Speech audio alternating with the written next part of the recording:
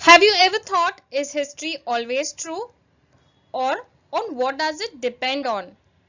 And how is it written? Well, today we are going to understand something very interesting, not just about history, but how history itself is written. Hello everyone and welcome to my channel Wisdom. In today's video, we will learn how the method of writing history has changed over time. From stories and myths to a scientific and evidence-based approach from Standard 10 History, Chapter 1, Historiography, Development in the West. First, let us understand the meaning of historiography. Historiography means the method of writing history. It includes how historians collect information, verify it, and present it. So remember, history is not just about past events, it is also about how these events are studied and written. This is a continuous process.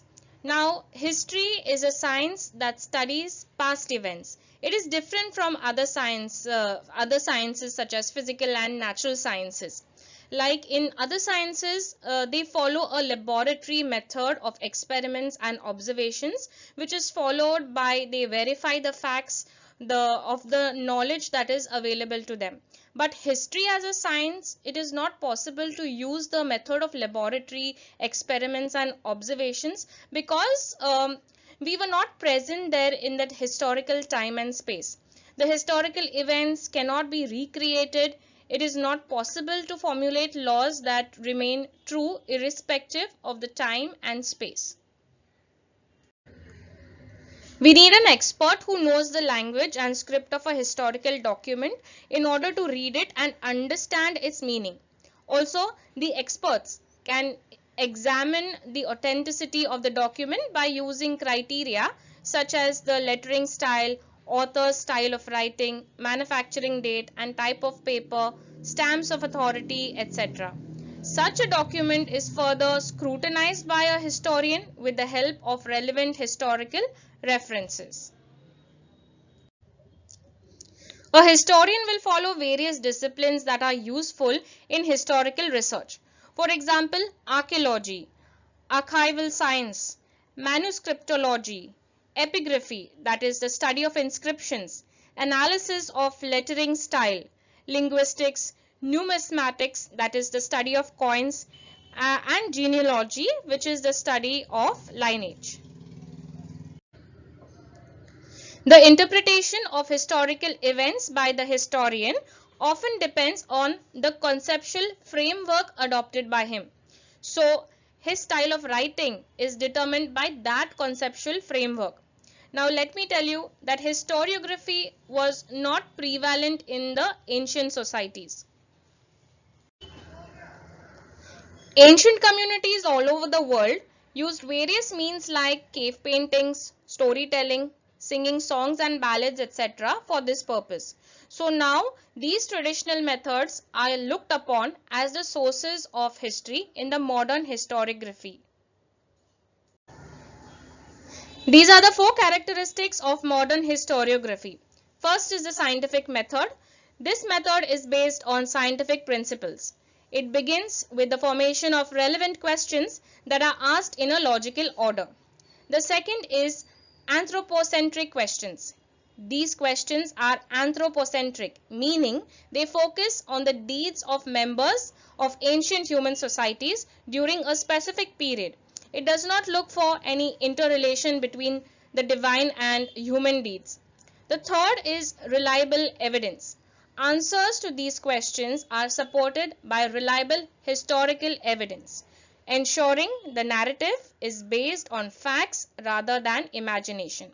And the last one is a graph of mankind's journey. History represents a graph of mankind's progress with the help of past human deeds and actions. It is said that the modern historiography with above characteristics has its root in the ancient Greek historical writings. History is originally a Greek term. Herodotus, the Greek historian of the 5th century BCE, used it first for his book entitled The Histories. Development of scientific perspective in Europe and historiography. Till the 18th century CE, Europe had achieved a remarkable progress in the fields of philosophy and science. Scholars by then had come to believe in the possibility of studying the social and historical truths by applying scientific methods. Prior to the 18th century, all European universities were interested only in the philosophical discourses revolving around divine phenomena. However, gradually, this scenario began to change. In the year 1737 CE, the Göttingen University was founded in Germany. This university for the first time had an independent department of history. Later, other German universities also became centers of historical studies. René Descartes was the foremost among scholars who insisted on verifying the reliability of historical documents by critically examining them. René wrote a book, Discourse on the Method, in which the following is supposed to have a great impact on the scientific method of research. That is, never to accept anything for true till all grounds of doubt are excluded. The next historical scholar is Voltaire. His original name was François-Marie Arouet. He was French. He stated that along with objective truth and chronology of historical events, considering social truths, trade, economy, agriculture, etc., was also equally important in historiography. This opinion gave rise to the thought that understanding all aspects of human life is important for writing history. Because of this thought, thus it is said that Voltaire was the founder of modern historiography. Georg Wilhelm Friedrich was a German philosopher. He insisted that the historical reality should be presented in a logical manner. To him, the timeline of historical events was indicative of progress. He also thought that the presentation of history is bound to change over time as new evidence would come forth. With Hegel's philosophy, many scholars were convinced that historical methods were not of lesser quality, though they differed from other methods. Leopold von Ranke greatly influenced historiography of the 19th century. He spoke about the critical method of historical research. He put emphasis on the utmost importance of information gathered through original documents.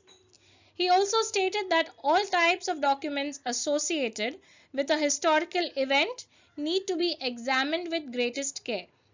He believed that with this method, it was possible to reach the historical truth.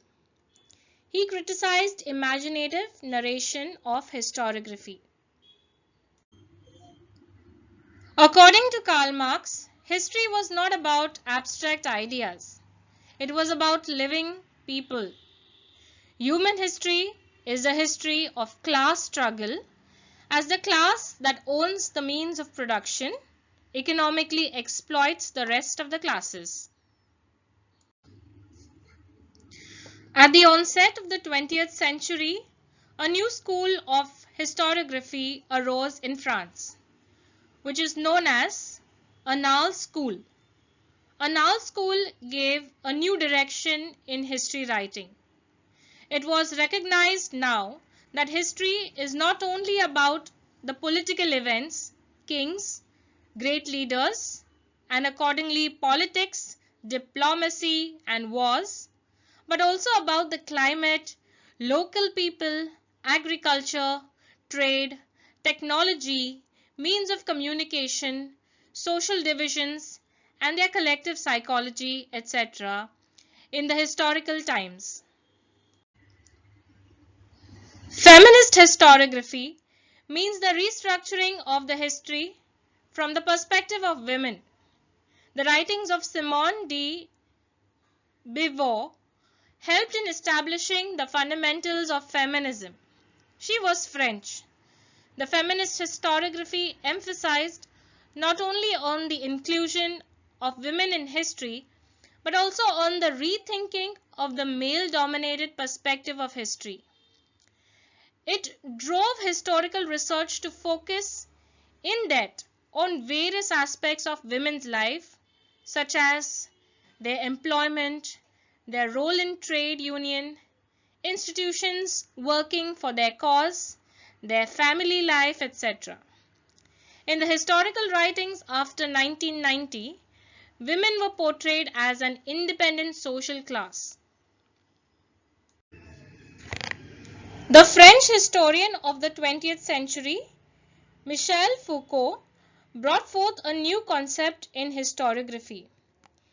He, in his book Archaeology of Knowledge, argued that the prevailing practice of arranging historical events in a chronological order is not right. He drew attention to the fact that archaeology does not strive to reach the ultimate historical truth, but attempts to explain various transitions in the past, subjected the so far unacknowledged areas of by historians such as psychological disorders, science of medicine, prison administration, etc., to historical analysis. Thus, the scope of historiography kept continuously expanding. Now, with this, we come to the end of the lesson. Hope this video was helpful to you in understanding the concepts of various historians. And if you like this video, then please give it a like. Also subscribe to this channel for more upcoming videos and also share it with your friends. Thanks for watching.